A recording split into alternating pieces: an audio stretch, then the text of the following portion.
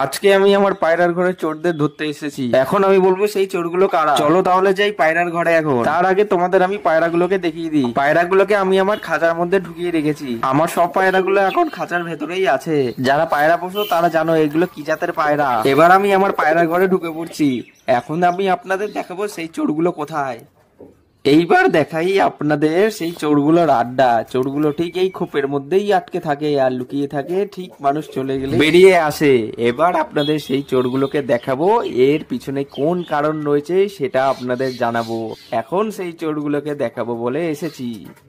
এবার সেই চোরগুলোকে আপনারা দেখুন কিভাবে ফোকর ফাকর দিয়ে ওদিক থেকে এদিক ঘুরে ঘুরে বেড়াচ্ছে আর ছোটাছুটি করছে। এই ছোটাছুটির পিছনে এক কারণ রয়েছে, কারণ এখানে গম রয়েছে আর তারাই গম খেতে আসে।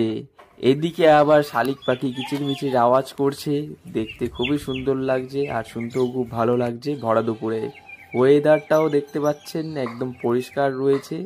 আর আমার পায়রা ঘরের পায়রাগুলোও অনেক সুন্দর আছে। এদিকে আবার কিছু পায়রা ডিমও দিয়েছে, আবার কিছু পায়রার বাচ্চাও রয়েছে, তাদের ফিট করাচ্ছে, তাপ দিচ্ছে পায়রার বাচ্চার উপর।